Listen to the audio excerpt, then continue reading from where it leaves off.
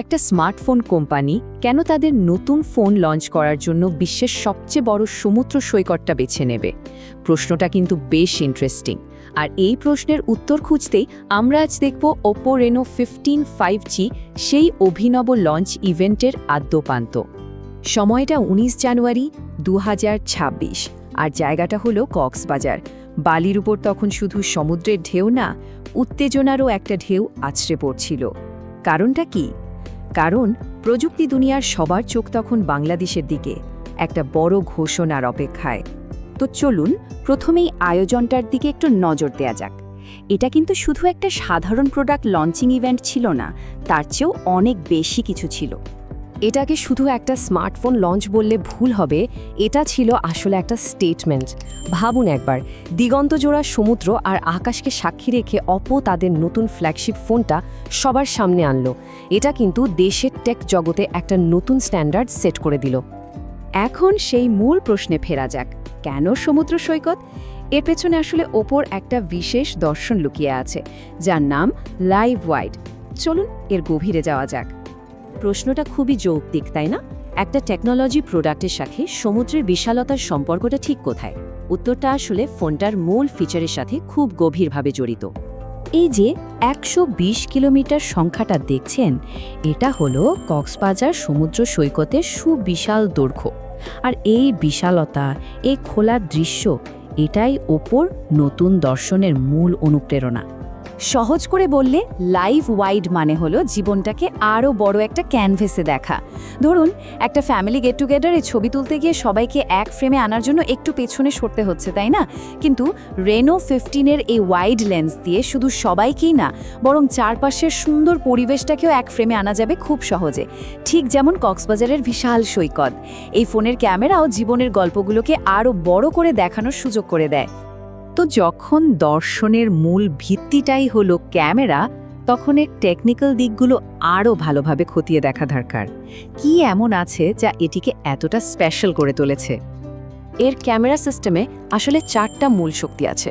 প্রথমটা হলো 100 degree ultra wide selfie camera, মানে বন্ধুদের সাথে গ্রুপ সেলফি তোলার সময় এখন আর কেউ ফ্রেমের বাইরে থাকবে না। এরপর আছে 3.5x টেলিফোটো পোর্ট্রেট। এটা দিয়ে একদম প্রফেশনাল ফটোগ্রাফারদের মতো ছবি তোলা যায়, যেখানে সাবজেক্টটা থাকে শার্প ফোকাসে আর ব্যাকগ্রাউন্ডটা সুন্দরভাবে ব্লার হয়ে যায়। 3 নম্বরে আছে এআই পোর্ট্রেট গ্লো।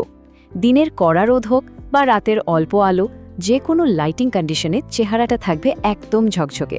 আর সবশেষে যারা ভিডিও কন্টেন্ট বানান, তাদের জন্য তো দারুণ একটা ফিচার আছে, 4K আলট্রা স্টেডি ভিডিও।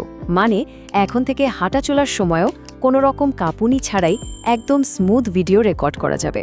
শুধু একটা পাওয়ারফুল ক্যামেরা থাকলেই তো হয় না, সেই ক্যামেরার ব্যবহারকে উৎসাহিত করাও কিন্তু জরুরি। আর এখানেই ওপো একটা দারুণ স্ট্র্যাটেজিক পদক্ষেপ নিয়েছে। ওপো বাংলাদেশ পর্যটন কর্পোরেশনের সাথে একটি নতুন পার্টনারশিপের ঘোষণা দিয়েছে।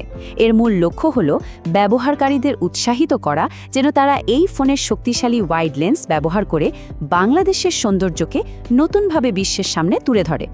এই উদ্যোগটা কিন্তু দেশের পর্যটন শিল্পকে এগিয়ে নিতেও বড় একটা ভূমিকা রাখতে পারে। এই লঞ্চে কিন্তু দেশের 4 জন টপ ইনফ্লুয়েন্সারের উপস্থিতি ছিল, আর এটা ফোনটার ভার্সেটাইল অ্যাপিলটাকে আরও স্ট্রং করেছে। যেমন ধরুন এডুকেশন সেক্টর থেকে আয়মান সাদিক, আবার ফিল্ম মেকিং থেকে আদনান আল রাজীব, প্রত্যেকেই দেখিয়েছেন যে এই টেকনোলজিটা কিভাবে নিজ নিজ ফিল্ডে ক্রিয়েটিভিটির নতুন দরজা খুলে দিতে পারে। তাদের উপস্থিতি পুরো ইভেন্টটাতে একটা অন্য মাত্রা যোগ করেছে বলাই বাহুল্য।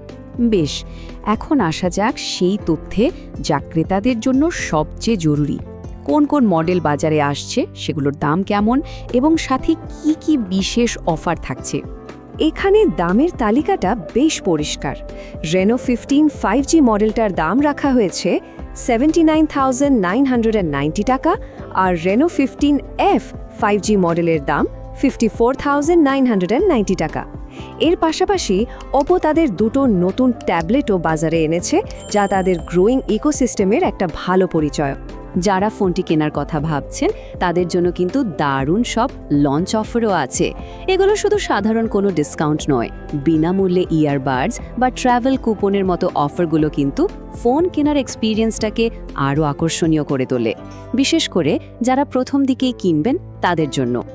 অপো বাংলাদেশের ম্যানেজিং ডিরেক্টর ডেমন ইয়াংয়ের এই কথাটাতেই কিন্তু পুরো আয়োজনের সারমর্মটা বোঝা যায়। এটা আসলে শুধু একটা ফোন নয়, এটা মানুষের হাতে গল্প বলার একটা শক্তিশালী টুল তুলে দেওয়ার চেষ্টা, যা দিয়ে সাধারণ মুহূর্তগুলোকেও অসাধারণ স্মৃতিতে পরিণত করা সম্ভব। তবে দিন শেষে একটা প্রশ্ন কিন্তু থেকেই যায়।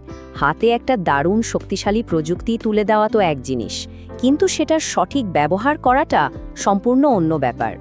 এখন দেখার বিষয় হলো এই নতুন ওয়াইড অ্যাঙ্গেল টেকনোলজি বাংলাদেশের কন্টেন্ট ক্রিয়েটরদের জন্য আসলেই কি গল্প বলার কোনো নতুন দিগন্ত খুলে দিতে পারবে? এর উত্তরটা শায়দ সময়ই বলে দেবে।